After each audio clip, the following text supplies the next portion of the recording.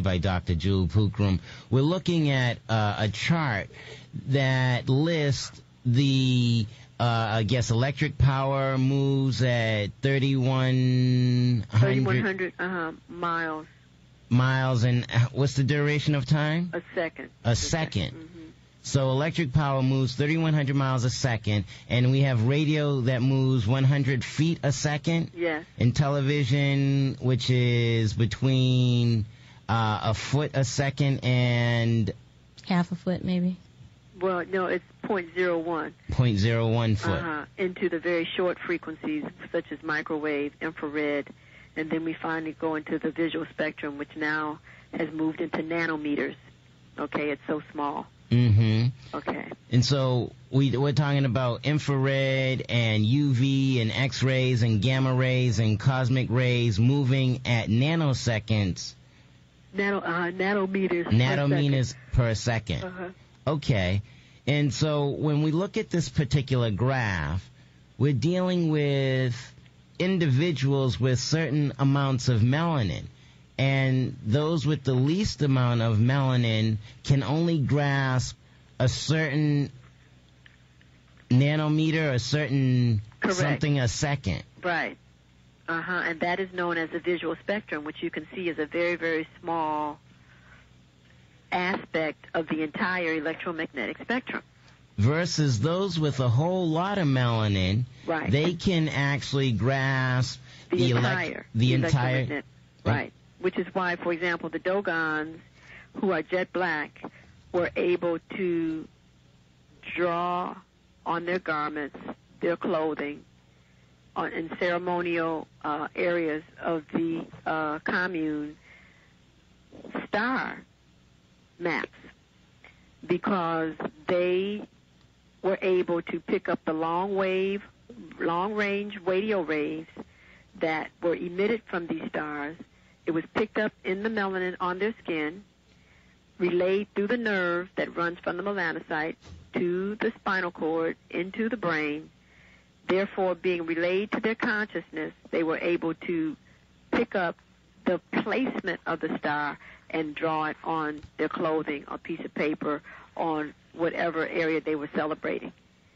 So, therefore, the Dogon people were able to identify the movement of the Sirius star system for thousands of years before a telescope was ever created by Europeans. Indeed. But because Europeans could not do that, because by definition of where they come from over thousands of years, the melanin was not present in the skin.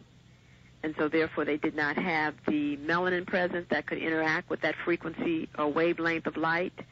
Therefore the nerve that goes from the melanocyte also atrophied that would relay that information back to the brain. So it was totally out of their consciousness, beyond their consciousness, to be able to perceive such a thing.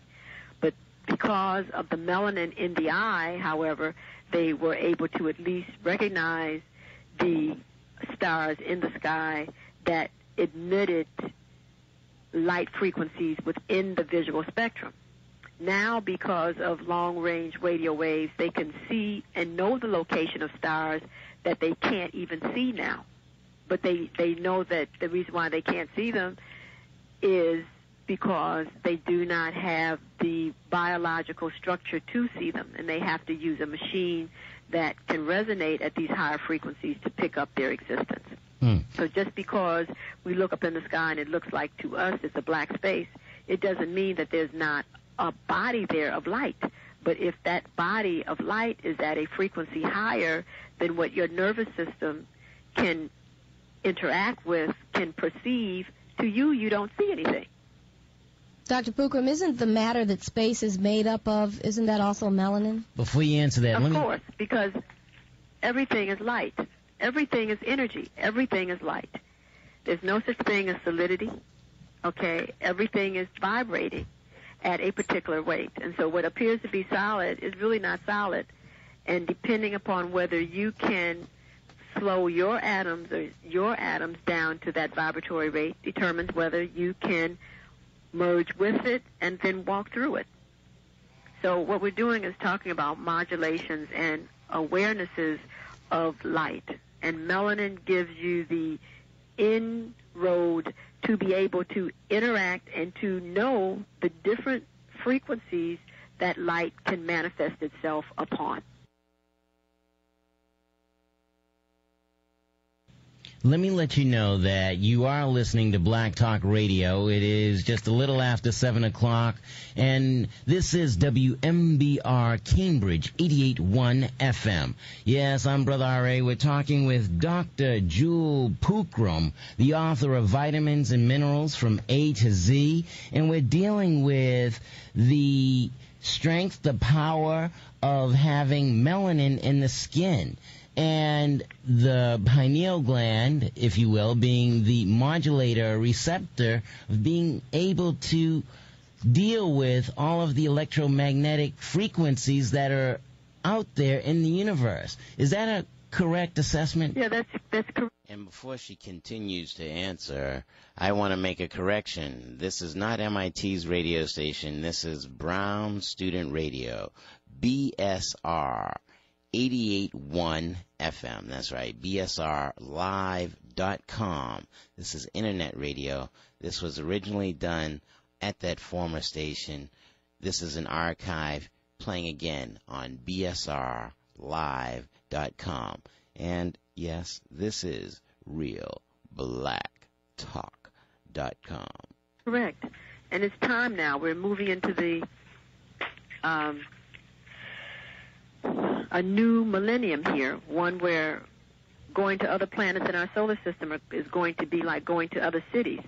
Being able to totally regenerate tissue is going to be just like putting a Band-Aid on a superficial wound. And so it's time now that we change our perception of reality and begin to take on a more accurate reality awareness, so that we can then be with that has always been with us. See, the problem has been at this particular time that mankind has not been with that has been around them. So they have seen things as being out of their reach, something that's either taboo or something that they could never ever merge with. But now the awareness is coming into being that we are one with everything. As you know, they have just almost identified completely the human genome and have now been able to identify that the chemistry that makes a human being is no different than the chemistry that makes a squirrel. The arrangement, however, of what they call nucleotide bases that compose the DNA is just arranged differently, and the amounts vary. That's the only difference between a squirrel and I. But the actual chemicals are there in me, as is a squirrel. So when you truly understand that, then that gives you literally an awareness.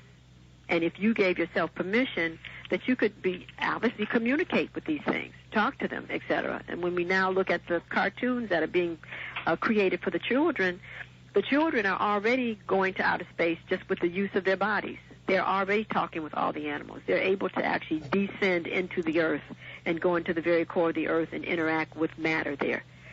So it's very important now for all of us to really release the perceptions that there are limitations put upon us on this planet, because there really are none. The planet is really a massive exemplification of who you are.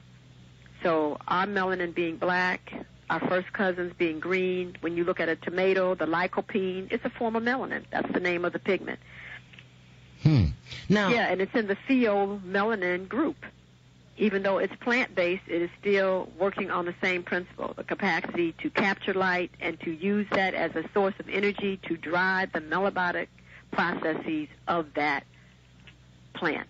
Earlier you had referenced chlorophyll. Now, what is it that we... Well, chlorophyll and human blood are almost exact replicas, except the element inside of that chlorophyll, or should I say the element inside of the heme molecule, which gives the active component to blood, and the element inside of the chlorophyll molecule, which gives it its active principle. What do I mean by active principle? The core atom that is interacting with the environment. So magnesium is in the chlorophyll, and iron is in the heme molecule.